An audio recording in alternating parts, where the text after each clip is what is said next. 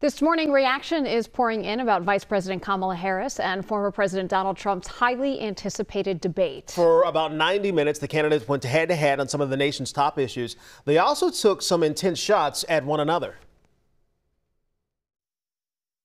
This is so rich, coming from someone who has been prosecuted for national security crimes, economic crimes, election interference, has been found liable for sexual assault, and his next big court appearance is in November at his own criminal sentencing.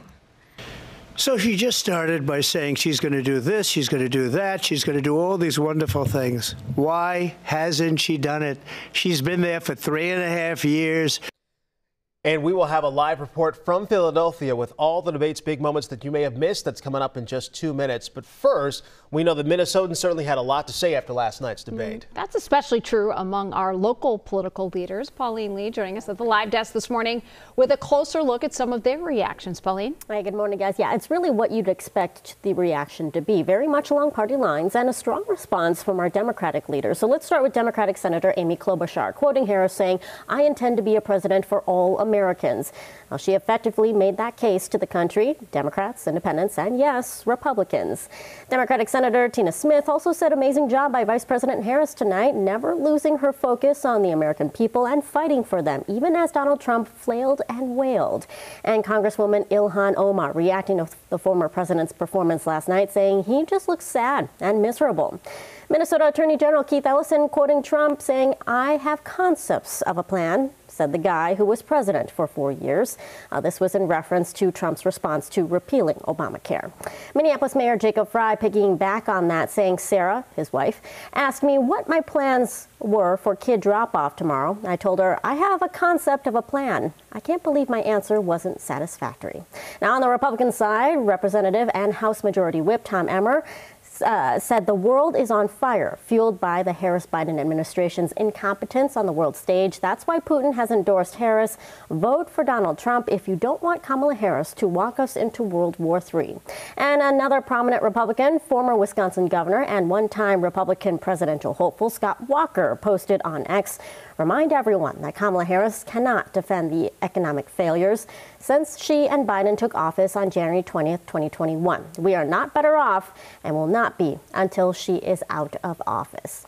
Now, local organizations are also chiming in. We're going to hear from them coming up in about 30 minutes. But as you'd expect, a lot of reactions in their first debate, guys. Right, and we know you also looked for more reaction from some of our Republican congresspeople there and haven't been able to find some of that this morning. All right, Pauline, thank you. Well, just hours ago, Vice President Kamala Harris and former President Donald Trump wrapped up their highly anticipated debate.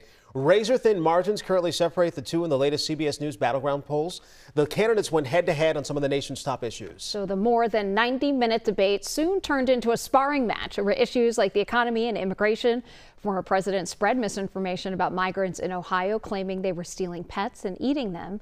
Now, both candidates continued to make their case after the debate. Vice President Harris greeting supporters at an event in Philadelphia, while former President Trump claimed victory while speaking to reporters.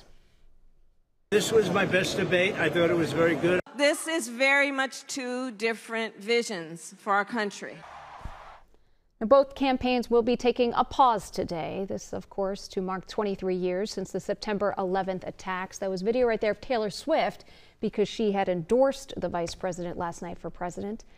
Those candidates will return to the swing states tomorrow. Both vice presidential candidates did respond to the debate. Here's what each of them had to say about abortion.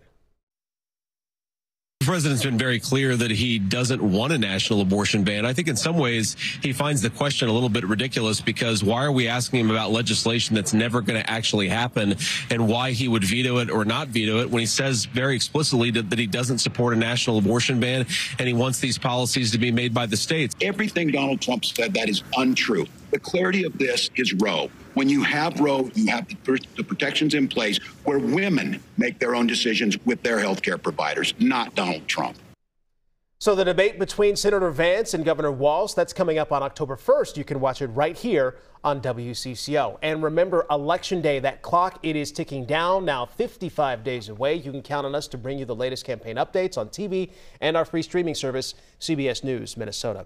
So, of course, Minnesota sounding off after last night's debate as well. A number of local organizations are chiming in after a contentious back and forth between those two candidates. Pauline Lee joining us from the live desk this morning. And Pauline, we know you'd been doing your research to say, what are people saying out there about this debate? Yeah, we expect more responses coming in the coming days as well. As we all know, this was a chance for voters to hear the candidates on the issues, especially important for Harris with her late start in this race, as polls show 1/3 of voters don't know where she stands on the issues. So DFL Chair Ken Martin said in part, Kamala Harris's overwhelming victory tonight set up a clear choice for Minnesotans in this election. A convicted felon who is running to gain power for himself versus a prosecutor who has fought her whole career to improve people's lives. And it's worth noting we're still waiting to hear from a reaction from the Minnesota Republican Party as well. But our Republican analyst, Amy Koch, had this to say about the former president's performance last night. I think that both of them had a mixed bag tonight. I don't think that Kamala Harris necessarily landed the final blows, and neither did the president. The former president was more disciplined in this debate than I've ever seen him, and he was more on message. He missed a couple opportunities around immigration, but he absolutely landed when it came to economy, when it came to foreign policy. And let's go back to that topic of immigration, because one local immigration group here in Minnesota, the Minnesota Immigrant Rights Action Committee, says that category was a big miss for both candidates. Writing on Facebook, Trump spit racist vitriol versus immigrants from his first statement to his last. Harris didn't refute his anti-immigration tirade. We'll keep organizing for immigration rights. Join us. Immigrants are welcome here. No more deportations. No one is illegal on stolen land. #debate 2024. So it's still clear, even after one debate, both candidates have a lot to prove for voters in this final stretch of the election, guys. And we know that might be the one and only debate there. All right, Pauline, thank you.